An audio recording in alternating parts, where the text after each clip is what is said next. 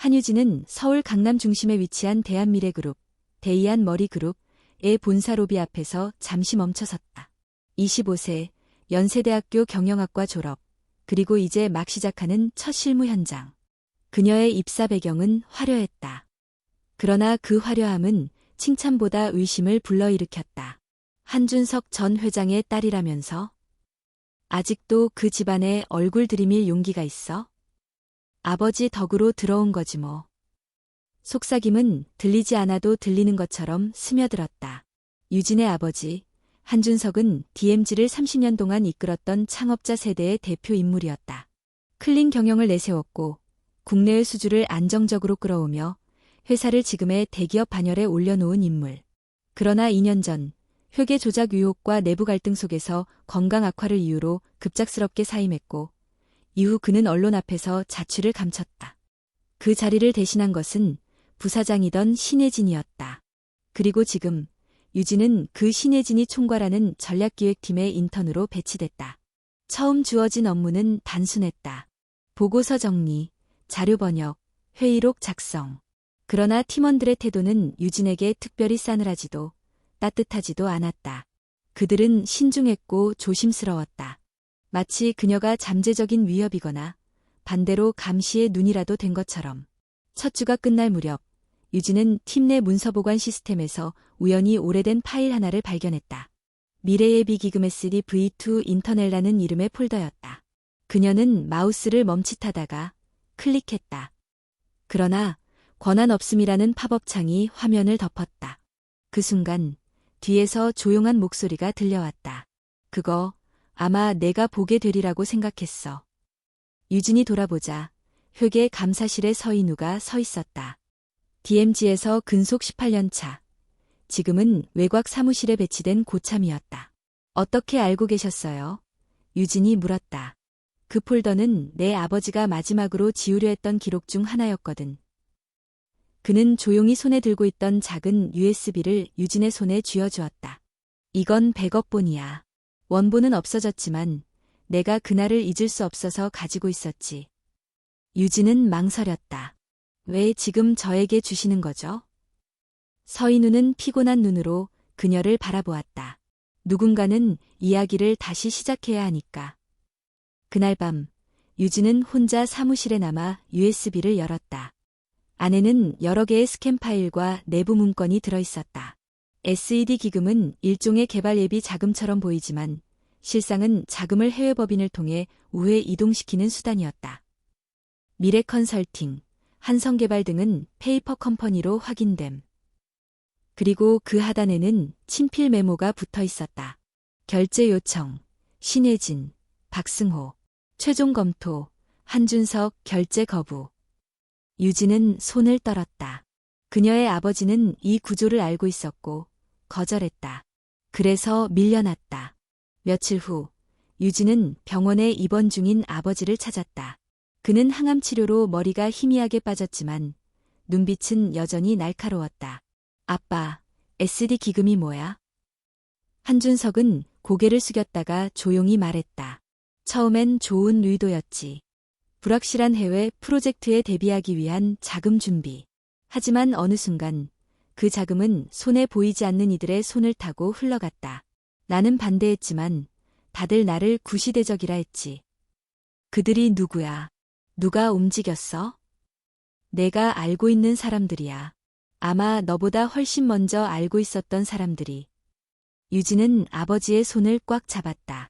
이제 제가 알아볼게요. 그날 밤 그녀는 다짐했다. 진실을 밝히는 일이 고통스럽더라도 그것이 아버지의 명예를 회복하는 길이고 더 나아가 이 회사를 되살리는 길이라면 그녀는 물러서지 않을 것이다. 그리고 그 순간부터 DMZ의 정적이 서서히 깨지기 시작했다. 한유진은 출근 첫날보다 더 조심스러운 마음으로 회사에 들어섰다. 어젯밤 병원에서 아버지의 눈빛이 계속해서 머릿속에 맴돌았다. 너보다 먼저 알고 있었던 사람들이라는 말. 그게 의미하는 바를 너무도 잘 알고 있었다. 유진은 다시 전략기획팀 사무실로 들어섰다. 직원들은 평소처럼 각자의 자리에서 일하고 있었지만 그녀가 자리에 앉자마자 공기 속에 묘한 긴장감이 스쳤다. 바로 그때 팀장이 다가왔다. 유진 씨, 이번 주부터 프로젝트 배정이 바뀌었어요. 지금부터는 외주 협력사 정리 파트로 이동해 주세요. 전 갑자기 왜요? 전략 자문팀에서 자리가 부족해서 그래요. 잠시만 그렇게 도와주시죠. 겉보기에는 단순한 배치 전환이었지만 유진은 직감적으로 느꼈다. 누군가 그녀가 움직이기 시작한 걸 알아챘다는 것. 그리고 그들은 그녀를 중심에서 조금씩 밀어내고 있었다. 새로 배정된 부서는 오래된 외주 계약서들이 가득한 창고 같은 공간이었다. 정리되지 않은 서류, 전산화되지 않은 계약 파일, 이름도 생소한 업체들과의 거래 내역이 뒤엉켜 있었다. 그녀는 조용히 앉아 계약서를 하나씩 살펴보기 시작했다. 2018년, 2019년, 그리고 팬데믹이 본격화되던 2020년. 그 중에서도 한성개발이라는 이름이 자주 반복되었다. 표면상으로는 지역 기반 토목업체였지만 사업자 등록번호로 조회해본 결과 실제 주소에는 아무런 사무실도 존재하지 않았다. 그 순간 유진은 또 다른 낯익은 이름을 발견했다. 박승호. 한성개발과의 모든 계약에 박승호 부사장의 전자서명이 들어가 있었다. 그리고 각 계약의 지급 내역은 미래의 비기금 시드로 분류되어 있었다. 그녀는 손을 멈췄다. 이것은 단순한 실수가 아니었다. 이것은 구조화된 시스템이었다. 그날 저녁, 유진은 DMZ 내부 직원들이 자주 사용하는 익명 포럼 팀플러스에 조용히 글을 하나 남겼다. 누군가 한성개발과 실제로 일해본 적 있나요? 계약 기록은 많은데 현장에선 그 이름을 들어본 적이 없네요. 익명 게시글은 곧 관심을 끌었다. 몇 분 뒤 현장 감독김이라는 아이디가 댓글을 달았다. 한성개발. 본 적 없어요. 서류상 협력사인데 항상 다른 이름으로 들어왔어요. 이상하다고 느낀 적 있었죠. 그 아래 또 다른 댓글. 우리도. 계약은 했는데 장비도 없고 사람도 없었어요. 무슨 명의만 빌려 쓰는 업체 같았어요. 유진은 확신했다. 이것은 단순한 회계상의 누락이 아니었다. 이것은 기획된 침묵이었다. 모두 알고 있었지만 아무도 말하지 않았다. 며칠 뒤 서인우가 다시 연락을 해왔다. 이번엔 회사 근처 조용한 찻집에서 만나자고 했다. 뭘 더 찾았니? 그는 묻지 않고 바로 본론으로 들어갔다. 유진은 태블릿을 꺼내며 계약서 복사본과 댓글 캡처들을 보여주었다. 한성개발이 유령회사라는 건 거의 확실해요. 문제는 이 회사가 3년간 120억 원 이상을 SED 자금으로 받았다는 거예요. 인우는 고개를 끄덕이며 말했다. SED 자금의 정체를 제대로 파헤치려면 기획 당시 회의록이 필요해. 그 자료는 단 한 군데에 있어. 바로 전략기획부 서버. 문제는 너는 접근 권한이 없다는 거지. 유진은 숨을 들이쉬었다. 그럼 누가 있어요? 인우는 잠시 망설이다 조용히 말했다. 신혜진 전무. 그리고 그녀가 가장 신뢰하는 IT 보안 팀장 조민석. 그 순간 유진의 핸드폰에 알림 하나가 떴다. 보안 경고, 사용자 권한 외 접근 시도 기록됨. 그녀는 화면을 내려다보며 말했다. 그들이 나를 의심하기 시작했어요. 더 조심해야 해. 인우는 조용히 말했다. 하지만 두려워하지는 마. 내가 시작한 진실은 이미 움직이기 시작했어. 그날 밤 유진은 회사 로비를 지나며 1층 벽면에 걸린 대형 액자를 바라보았다. 그곳엔 창립 30주년 기념으로 제작된 전 대표들의 흑백 사진이 나란히 걸려 있었고 맨 끝에는 한준석 전 회장의 사진이 있었다. 그 밑에 작은 글씨. 청렴과 헌신으로 미래를 설계하다. 그 문장을 보며 유진은 조용히 속으로 되뇌었다. 당신의 이름을 다시 올릴 거예요. 그리고 그녀는 알고 있었다. 지금 그녀가 마주한 진실은 시작에 불과했다. 균열은 이미 생겼고 조용한 벽 너머에서 무너지는 소리가 들리기 시작했다. 한유진은 어느새 사무실 내에서 회피의 대상이 되어 있었다. 동료들의 시선은 의도적으로 비껴갔고 점심시간엔 혼자 남는 일이 점점 많아졌다. 누군가 그녀를 감시하고 있다는 느낌이 점점 뚜렷해졌지만 유진은 더 이상 피하지 않았다. 그녀는 매일 아침 일찍 출근해 외주 계약서 파일을 검토했고 퇴근 후에는 포럼에서 올라오는 각 부서 직원들의 반응을 하나하나 저장해두었다. 내부에서 분명히 같은 것을 느끼고 있는 사람들이 있었다. 아직은 말하지 않을 뿐이었다. 어느 날 아침, 유진의 사무실 책상 위에 이상한 봉투 하나가 놓여 있었다. 보낸 사람 없이 흰색 종이로 정갈하게 접힌 봉투. 안에는 손글씨 메모가 한 장 들어 있었다. 한성개발은 시작일 뿐이야. 너도 그걸 알고 있지? 다음 단계는 미래소식 문서를 봐. 그 밑에는 한 줄의 알파벳과 숫자가 적혀 있었다. Server D2/folder, ms_archive/pw, js0419. 유진은 두리번거렸지만 누가 남겼는지는 전혀 짐작할 수 없었다. 누군가는 그녀의 행동을 지켜보고 있었고 그 누군가는 협력하고 싶어 했다. 그날 저녁 모든 직원이 퇴근한 후 유진은 남아 서버실이 위치한 지하 2층으로 내려갔다. 그녀의 인턴 출입증으로는 들어갈 수 없었지만 몇 주 전 자신과 친하게 지내던 IT팀 대리에게 받은 일회용 관리자 카드를 사용해 출입에 성공했다. MS 아카이브 폴더는 백업 데이터가 저장되어 있는 비공개 구역이었다. 주어진 암호를 입력하자 수십 개의 파일이 열렸다. 그중 하나의 이름이 그녀를 멈추게 했다. 미래소식 합작계획 v3.ppt. 파일을 열자 프로젝트 계획서 형태의 프레젠테이션이 나타났다.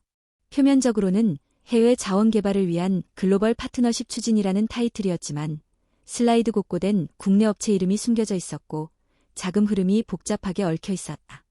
그중 한 페이지엔 다음과 같은 문장이 쓰여 있었다. 모든 경로는 파트너사 명의로 전환 후 SED에서 출금. 감사 시 해외 기술료 명목으로 대응 가능. 그리고 마지막 슬라이드. 결제란에는 박승호의 전자서명. 그 아래 손글씨로 써진 짧은 메모. 신전무님 요청 반영 완료. 추후 전략기획보고 예정. 유진은 메모장을 꺼내 자료의 흐름과 연관 이름들을 정리했다. 점은 선으로 연결되기 시작했다. 한성개발, 미래소식, SD기금, 신혜진, 박승호. 그녀는 이 모든 정보가 더 이상 개인의 차원에서 감당할 수 없는 수준임을 깨달았다. 외부의 힘이 필요했다. 그날 밤, 유진은 JTBC 뉴스룸의 사회부 기자 한수진에게 익명 제보를 보냈다. 대한미래그룹 내부 고위 임원들이 수년간 사내 기금을 사적으로 사용했습니다. 관련 문서와 증거 다수 확보했습니다. 익명 보장하에 인터뷰를 요청합니다. 이틀 후 한수진 기자에게서 회신이 왔다. 그녀는 강남의 작은 북카페에서 유진을 기다리고 있었다. 혹시 실명이 아닌가 했는데 직접 나오셨네요. 익명으로는 부족할 것 같아서요. 유진은 USB에 담아온 문서를 조용히 건넸다. 한 기자는 정독을 하며 얼굴이 점점 굳어졌다. 이 정도면 뉴스 특보로 다뤄야 할 수준입니다. 하지만 기업 쪽 반론이 들어오면 쉽게 방송되긴 어려워요. 내부 증언이 있어야 신뢰도가 생기죠. 유진은 망설임 없이 말했다. 제가 직접 말하겠습니다. 단, 이름은 당분간 가려주세요. 한수진은 고개를 끄덕였다. 한유진 씨, 이거 시작하면 되돌릴 수 없어요. 당신이 하는 말은 많은 사람들의 커리어를 무너뜨릴 수도 있고, 동시에 당신의 삶도 바꿀 수 있어요. 이미 바뀌었어요. 유진은 조용히 말했다. 그들이 내 아버지를 버릴 때 제 인생도 바뀌었죠. 며칠 후 JTBC는 밤 9시 뉴스 후반부에 짧은 탐사 보도를 시작했다. 제목은 짧았다. DMZ, 내부 자금 유용 정황 포착, 임원 결제 문서 확보. 기업명은 언급됐지만 이름은 없었다. 단지 내부 고발자의 증언에 따르면 이라는 멘트만이 그녀의 존재를 암시할 뿐이었다. 그러나 회사의 반응은 즉각적이었다. 그 다음날 아침, 유진의 사내 메일은 차단되었고 출입증이 오류를 표시했다. 보안팀이 사무실로 찾아왔다. 한유진 인턴, 오늘부로 본사 출입이 제한됩니다. 조사 기간 동안 모든 업무는 정지 조치됩니다. 유진은 당황하지 않았다. 그녀는 이미 알고 있었다. 진실을 꺼낸다는 건 거대한 구조에 칼을 드는 일이라는 걸. 하지만 무엇보다 놀라운 건 그 순간이었다. 사무실 구석에서 조용히 일만 하던 한 여직원이 갑자기 일어나 유진을 따라 나왔다. 그리고 작은 쪽지를 건넸다. 혼자 아니에요. 계속 가세요. 그 순간 유진은 알았다. 벽은 금이 갔고 어딘가에서 사람들이 움직이기 시작했다. 한유진은 출입증이 막힌 채 회사를 나와야 했다. 사무실을 나오며 마지막으로 본 것은 팀플러스 익명 포럼에 올라온 짧은 글이었다. 정의는 단독으로 시작되지만 함께여야 이긴다. 그 문장은 오래 남았다. 그날 밤 유진은 서울 외곽의 작은 게스트하우스에 임시로 숙소를 옮겼다. 핸드폰 위치 추적을 피하고 보안도 철저히 관리된 개인 노트북으로 작업을 계속했다. 한수진 기자와의 인터뷰는 JTBC 내부에서 논의가 오가고 있었고 유진은 다음 보도를 준비하며 내부 증인을 더 확보하려고 했다. 다행히 용기를 낸 이들이 있었다. 첫 번째 연락은 임재욱이었다. DMZ 자회사 물류팀에서 근무 중인 과장. 한성개발 계약 당시 저희 팀에서 자재를 한 번도 받지 않았습니다. 형식만 존재했죠. 계약서는 사후에 맞춰졌고요. 내부 감사팀에 제보했지만 묵살됐습니다. 두 번째는 한때 유진의 선배였던 전략기획팀 대리 최소영이었다. 그녀는 조심스럽게 말했다. 작년 말에 신혜진 전무가 직접 회의에서 말했어요. SED는 우리만 아는 방어선이다. 다른 이들에게 넘기지 마라. 그 말 이후로 관련 문서가 전산에서 사라지기 시작했죠. 유진은 증언들을 문서화해 두었고 일부는 기자에게 전달했다. 하지만 결정적인 계기가 필요했다. 단순한 의혹이 아니라 행동으로 이어질 무언가. 며칠 후 DMZ 내부에서 전례 없는 일이 일어났다. 사내 포럼에 전 직원 대상 비공개 온라인 설문조사가 올라온 것이다. 제목은 단순했다. 우리는 진실을 말할 수 있는가? 설문은 익명으로 운영되었고 단 3가지 질문만 있었다. 1. SED 기금의 존재를 알고 있었는가? 2. 그 자금이 실제 현장에서 쓰였다고 보나? 3. 당신은 진실을 말할 준비가 되었는가? 불과 하루 만에 274명이 응답했다. 그중 83%는 첫 번째 문항에 예라고 답했고 두 번째 문항엔 91%가 아니오라고 답했다. 그리고 마지막 문항. 말할 준비가 되었는가? 예라고 답한 비율은 62%. 이것은 사내 정서의 대반전이었다. 유진은 설문 결과를 익명 처리한 상태로 언론에 추가로 제공했고 곧 뉴스는 전국적으로 확산되기 시작했다. K인프라 대표기업, 내부 직원 대다수 비자금 실체 알고 있어.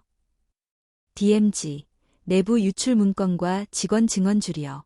검찰 수사 불가피. 회사 측은 곧바로 반응했다. 이사회를 긴급 소집했고 회장 직속 감찰팀을 구성한다고 발표했다. 표면적으로는 투명성 확보라는 명분이었지만 실상은 수습과 압박이 동시다발적으로 벌어지는 상황이었다. 며칠 후 유진에게 한 통의 전화가 걸려왔다. 번호는 비공개였다. 그녀는 짐작했다. 한유진 씨. 네, 누구신가요? 신혜진입니다. 그녀는 침묵했다. 이야기 좀 할 수 있을까요? 지금쯤이면 제 입장을 들을 준비가 되어 있을 거라 믿어요. 유진은 조금의 망설임 끝에 약속을 받아들였다. 만남은 논현동의 고급 호텔 라운지에서 이루어졌다. 신혜진은 여전히 단정한 정장 차림이었다.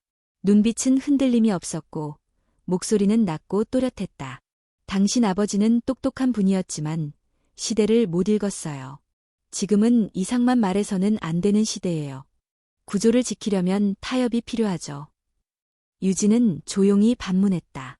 그 타협이 회사를 부패시키는 일이라도요? 부패라고 정의하는 건 간단하죠. 하지만 당신은 그 시스템이 수많은 일자리를, 기회를, 기술을 만들어낸 건 생각 안 하죠. 그리고 그 과정에서 사라진 이름들, 묵살된 소리들은요? 신혜진은 고개를 끄덕였다. 그래서 내가 당신을 만난 거예요. 이 모든 걸 멈추고 싶다면 언론과의 관계를 끊고 내부 절차를 기다리세요. 조사위는 내가 조율할 수 있어요.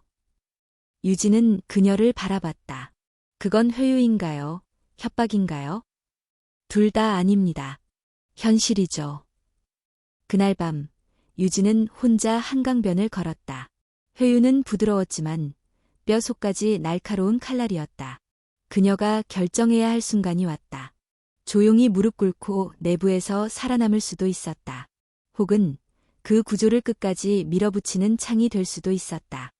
그녀는 노트북을 열었다. 메일 제목을 썼다.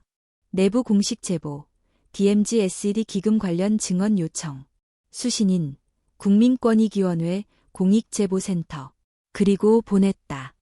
그녀는 돌아오지 않을 다리를 건넜다. 그러나 그녀는 알고 있었다. 이제 진실은 스스로의 발로 걷기 시작했다. 신혜진과의 만남 이후 한유진은 어느 때보다 고요한 긴장 속에 들어갔다. 그녀는 더 이상 인턴이 아니었다. 공식적으로는 업무 정지 중인 임시 직원이었지만 언론과 내부 직원들 사이에서는 이미 상징적인 존재가 되어 있었다. 며칠이 지나지 않아 국민권익위원회 공익제보센터에서 연락이 왔다. 자료 잘 받았습니다. 내부 회계 기록과 연계된 부분은 금융감독원과 협조 중입니다. 제보자의 신원은 법적으로 보호되며 필요시 증언 요청이 들어갈 수 있습니다. 이 말은 곧 수사가 공식화된다는 뜻이었다. 그날 저녁 JTBC는 추가 보도를 이어갔다. 제목은 다음과 같았다. DMZ 내부 비자금 3년간 220억. 전 임원 사인 포착. 화면에는 유진이 제공한 문건 일부가 블러 처리된 채 등장했고 목소리는 변조되었지만 그녀의 인터뷰 일부가 방송되었다.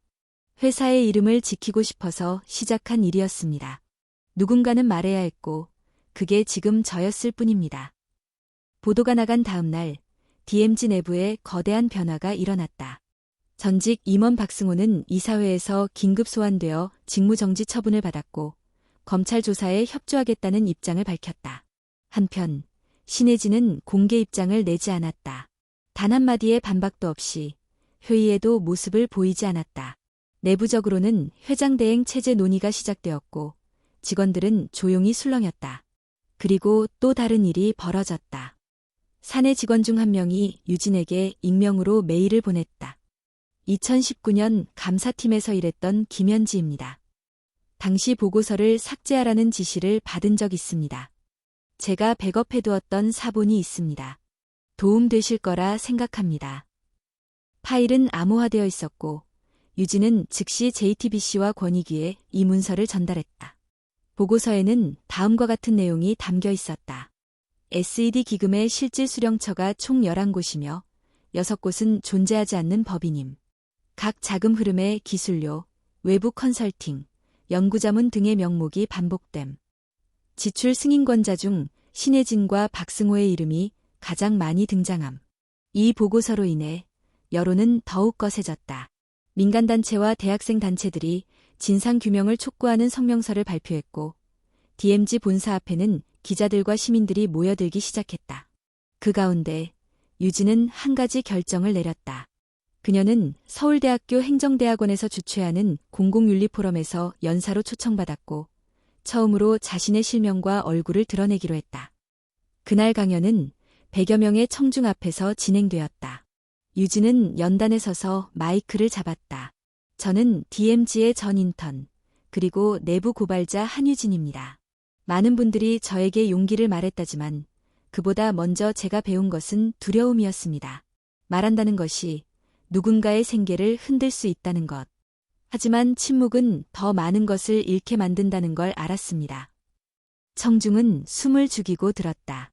그녀는 계속했다. 공공기관, 대기업, 정부, 이름만 다를 뿐 시스템은 사람으로 이루어집니다. 그리고 시스템이 침묵을 요구할 때 가장 먼저 타격을 입는 건 양심입니다. 발표가 끝났을 때 박수는 조용하지만 길게 울렸다. 그날 저녁 포럼 영상은 온라인으로 퍼졌고 그녀의 이름은 이제 더 이상 그림자 속에 있지 않았다. 며칠 뒤 DMZ 내부에서도 공식 입장이 나왔다. 비상이사회는 내부 감사위원회를 외부기관으로 이관하고 모든 SED 관련 계약을 전면 재검토하겠다고 발표했다. 그리고 결정적인 순간 한준석, 유진의 아버지가 병원에서 퇴원하여 처음으로 언론 앞에 섰다. 기자들은 조용히 마이크를 들이댔고 그는 간단한 멘트를 남겼다. 내 딸이 이 회사에서 다시 꿈을 꿀 수 있도록 나는 모든 걸 걸고 싶습니다. 그 말은 화제가 되었고 다음 날 주요 신문들의 일면에 실렸다. 유진은 그날 밤 아버지와 함께 저녁을 먹으며 물었다. 아빠는 아직 이 회사를 믿으세요? 한준석은 미소 지으며 대답했다. 사람은 믿지 않지만 가능성은 믿는다. 그 가능성이 너라면 나는 다시 한번 믿고 싶다. 유진은 고개를 끄덕이며 말했다. 이제 회사를 바꾸는 건 위에서 내려오는 게 아니라 아래에서 올라오는 거예요. 그리고 그 말대로 변화는 시작되고 있었다. 균열은 더 이상 틈이 아니었다. 그것은 길이 되었고 그 길 위에는 점점 더 많은 사람들이 함께 걷기 시작했다. 한유진이 처음으로 실명을 밝히고 세상 앞에 섰던 날 이후 대한미래그룹, DMG, 내부는 이전과는 완전히 다른 공기를 품고 있었다. 복도에서는 더 이상 속삭임 대신 눈을 마주치는 직원들의 작은 끄덕임이 오고 갔다. 진실을 알면서도 말하지 못했던 사람들은 이제 누군가가 먼저 움직였다는 사실에 자신감을 얻고 있었다. 사내 메신저에는 조심스럽지만 의미 있는 대화들이 이어졌고 비공식 조직이던 윤리실천 네트워크는 사측에 공식 인정을 요청하기에 이르렀다. 그리고 드디어 DMG 이사회는 SED 기금 전면 제조사와 함께 윤리감찰위원회를 신설하기로 결의했다. 이 모든 변화는 단 한 명의 인턴이 던진 돌에서 시작된 것이었다. 하지만 그 돌은 단지 수면 위의 물결을 일으킨 것뿐이었다. 진짜 충돌은 지금부터였다. DMG는 긴급하게 외부 법률 자문단을 구성했고 공익 제보와 관련된 문건들을 정식 증거로 제출하기 시작했다. 그와 동시에 신혜진 전무는 수차례 이사회 소환 통보에도 출석하지 않았다. 대신 그녀는 법률 대리인을 통해 문건 조작 가능성을 제기하며 내부 감사 과정에서 발생한 시스템 오류를 전면에 내세웠다. 유진은 이 반응을 예견하고 있었다. 그녀는 법적으로 모든 증거를 정리해 대응했고 더는 익명 뒤에 숨지 않았다. JTBC의 두 번째 인터뷰에서는 자신의 이름을 가리고 변조하던 기술도 사라졌다. 그들은 내가 무너질 거라 생각했겠죠. 하지만 저는 무너지지 않았습니다. 왜냐하면 이 싸움은 제 개인의 명예가 아니라 시스템을 위한 것이기 때문입니다. 그날 방송은 실시간 검색어를 장악했고 수천 개의 응원 메시지가 쏟아졌다.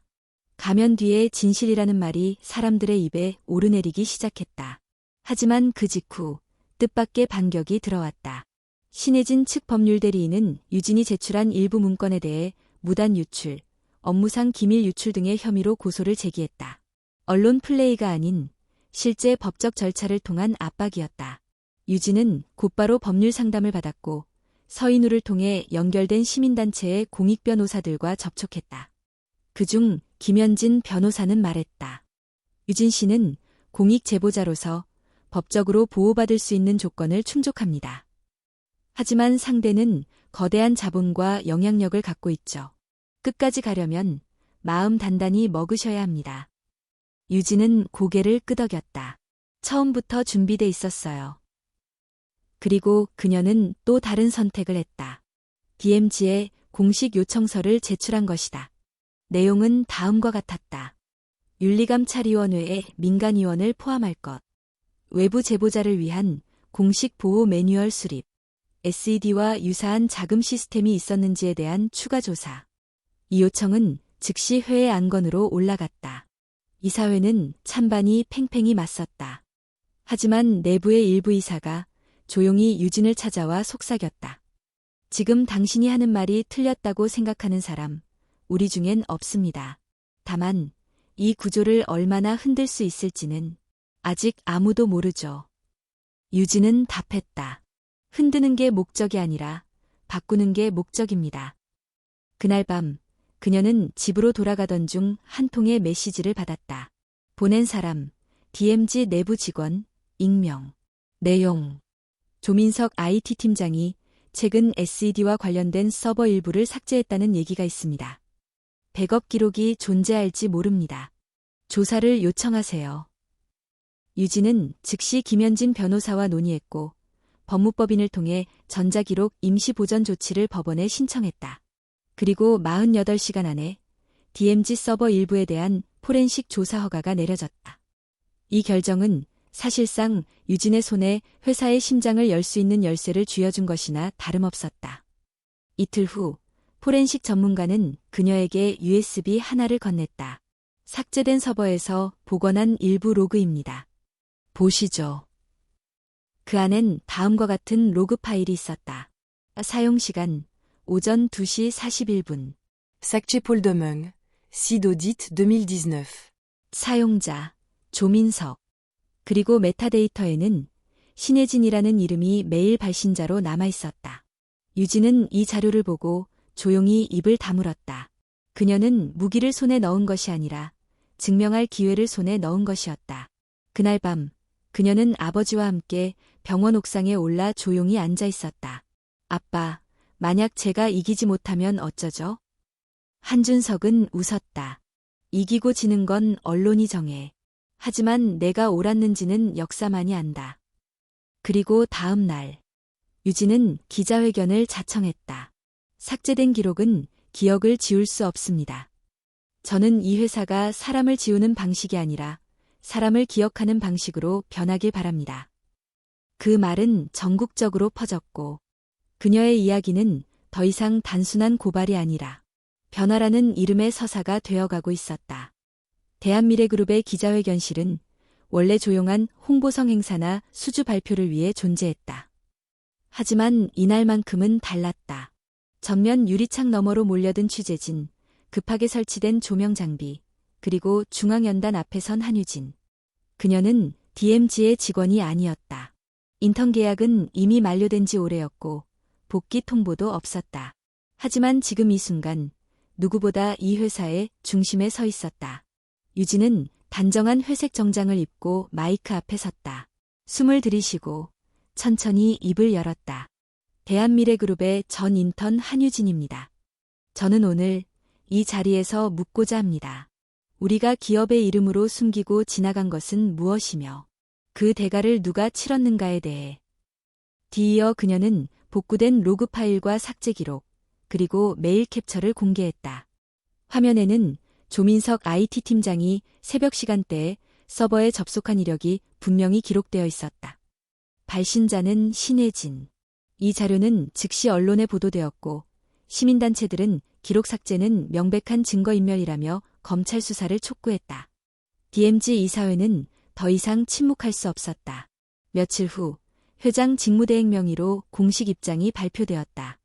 신혜진 전무를 윤리규정 제21조에 의거해 해임하며 SD 관련 자료 일체를 외부 감사기관에 이관합니다. 그리고 추가로 발표된 내용이 있었다.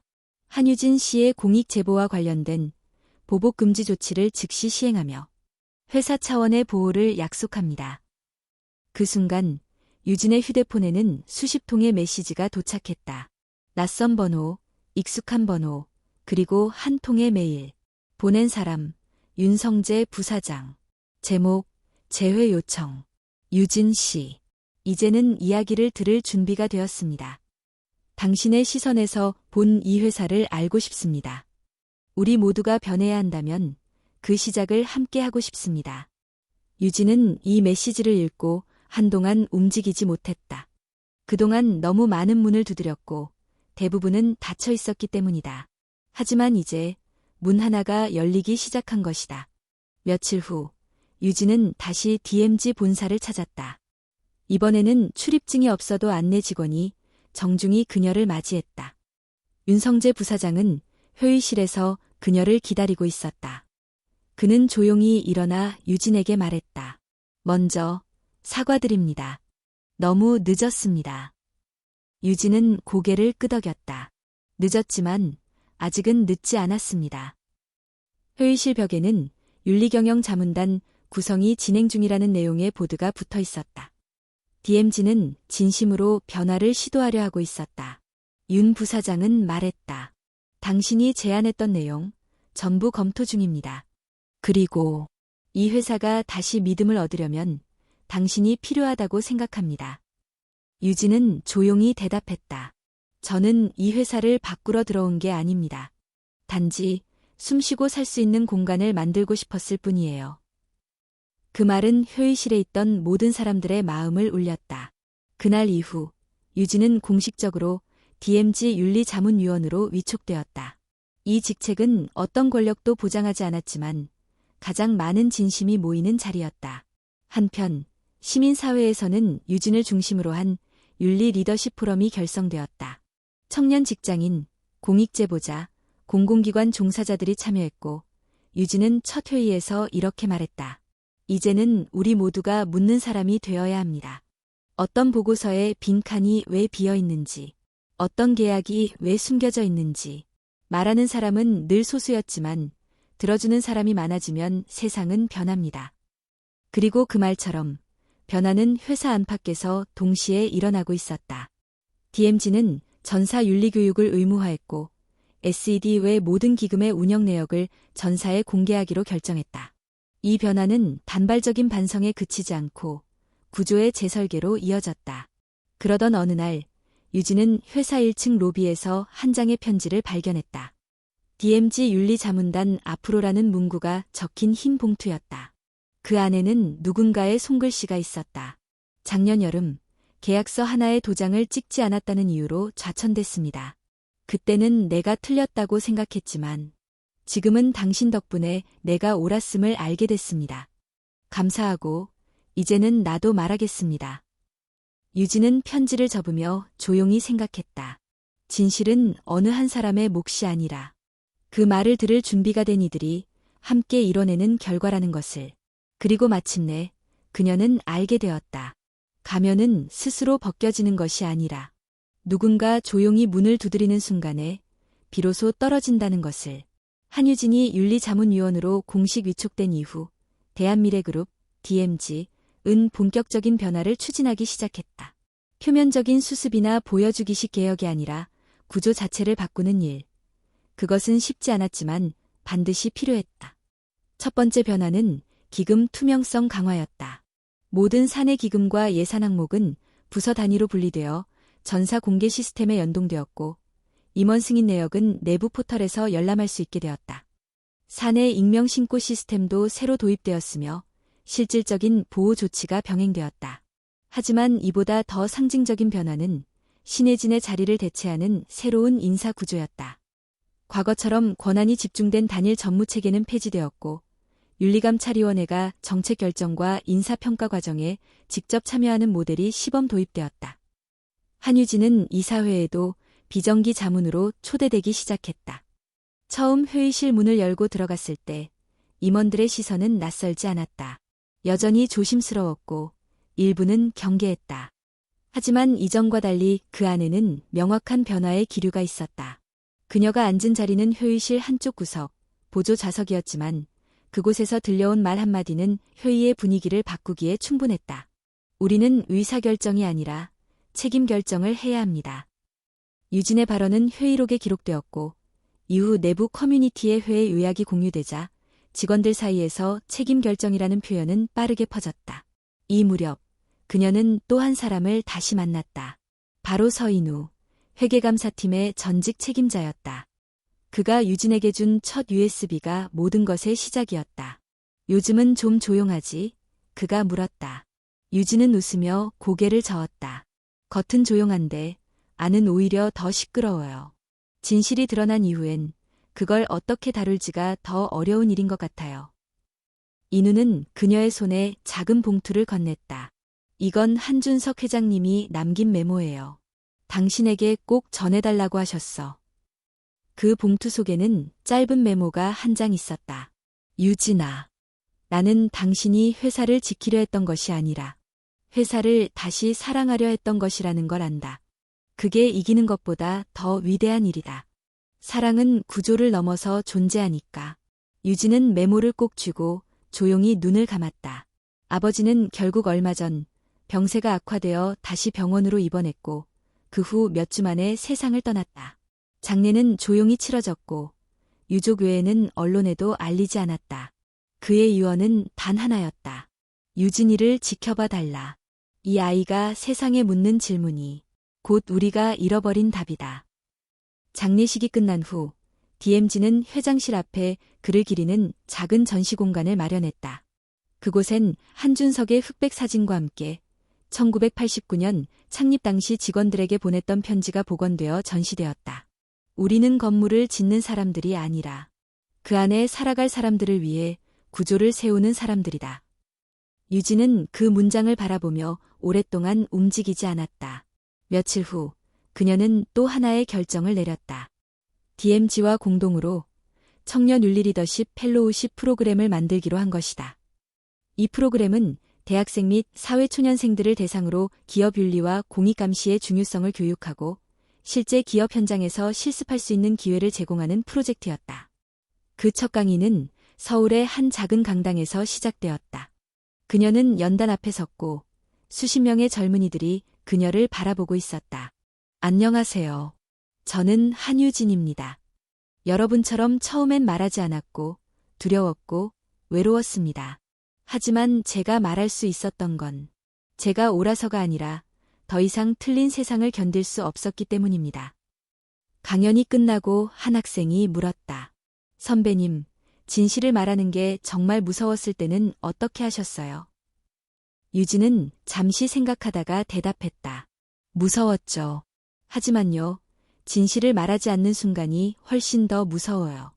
왜냐하면 그때부터 나를 내가 지킬 수 없게 되거든요. 그 말은 강당에 조용히 울려 퍼졌고 강의가 끝난 후 한 명, 또 한 명이 유진에게 다가와 손을 내밀었다. 말하지 못했던 수많은 청춘들이 이제 말하고 싶어졌다고 했다. 그날 밤 유진은 홀로 사무실에 남아 펠로우십 신청서를 정리하고 있었다. 책상 위에는 여전히 아버지의 메모가 놓여 있었고 벽 한편에는 DMZ 윤리 헌장 초안이 출력되어 있었다. 그녀는 작은 펜으로 그 헌장 초안의 첫 줄을 수정했다.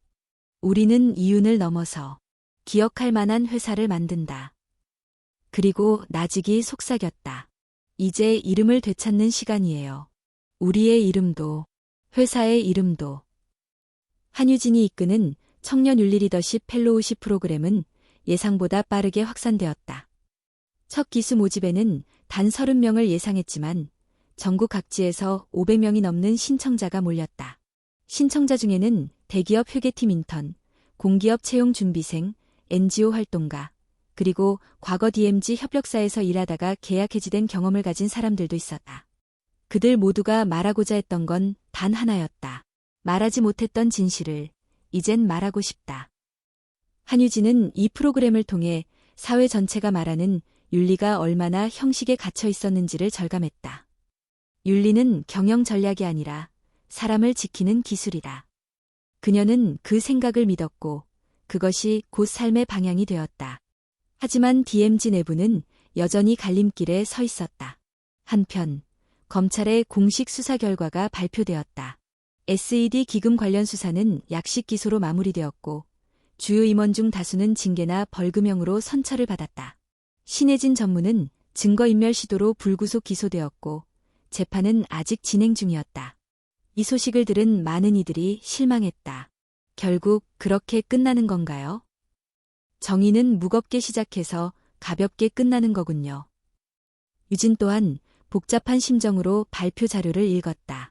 기술적으로는 승리였지만 감정적으로는 공허한 결론이었다.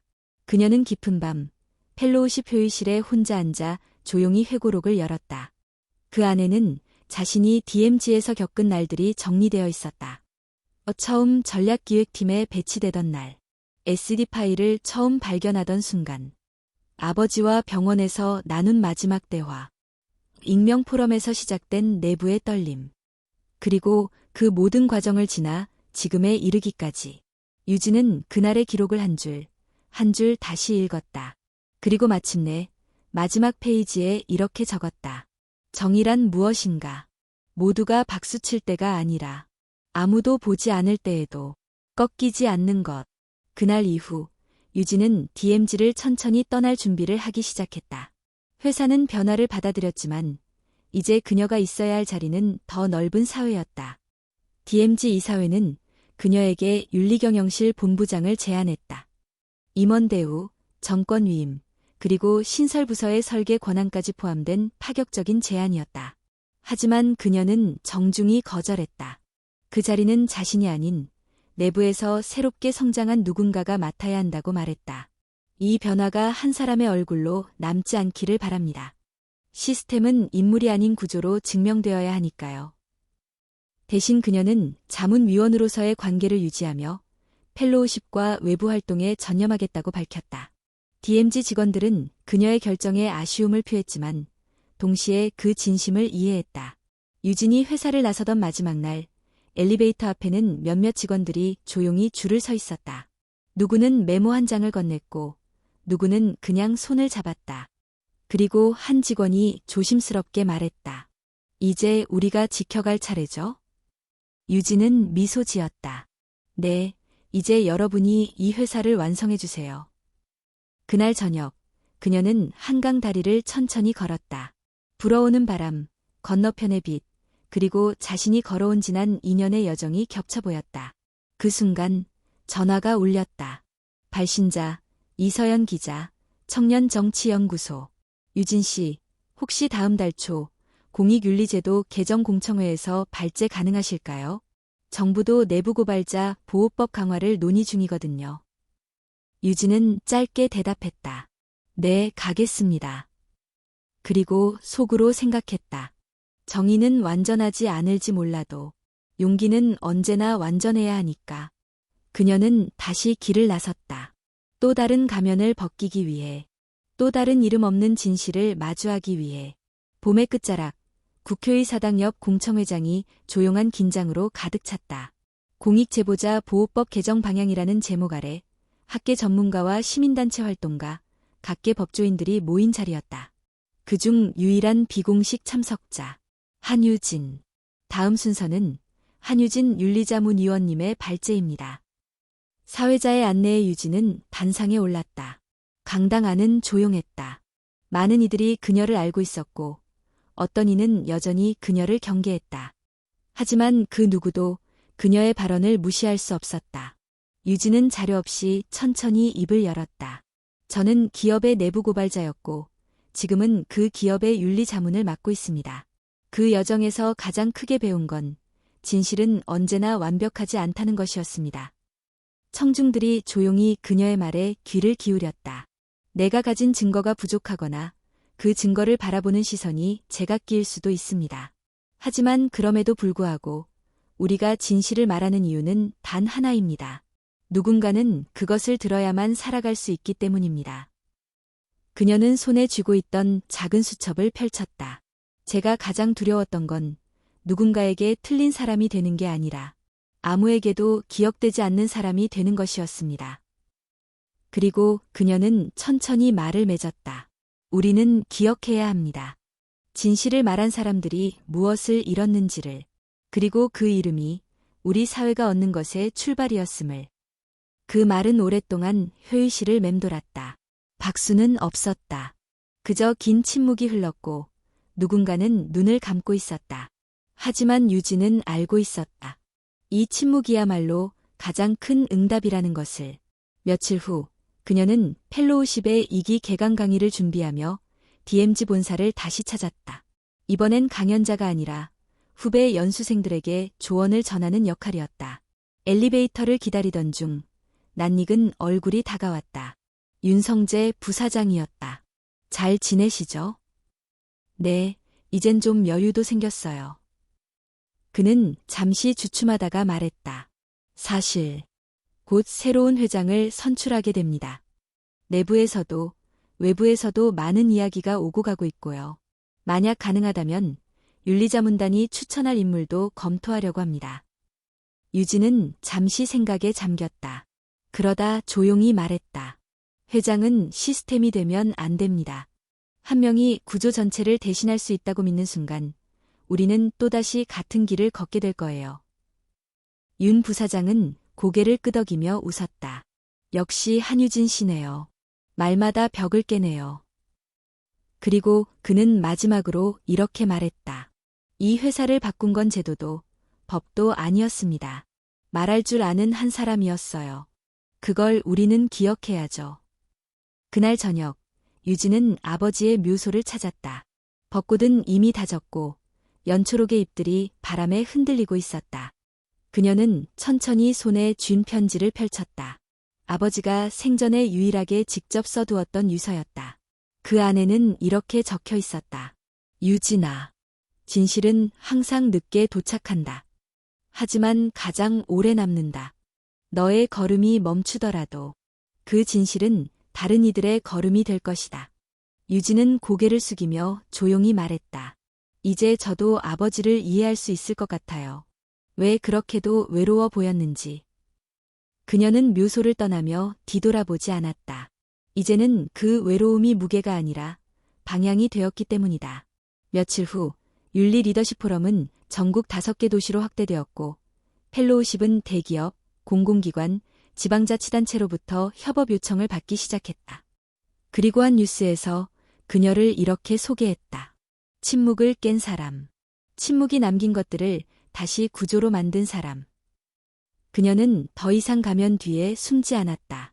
가면은 벗겨졌고 그 뒤엔 망가지지 않은 얼굴이 아니라 수없이 부딪히고 흔들렸지만 여전히 앞을 보는 사람이 있었다. 한유진. 그 이름은 이제 개인을 넘어 한 시대가 스스로에게 던진 질문이었다. 그리고 그 질문은 아직 끝나지 않았다.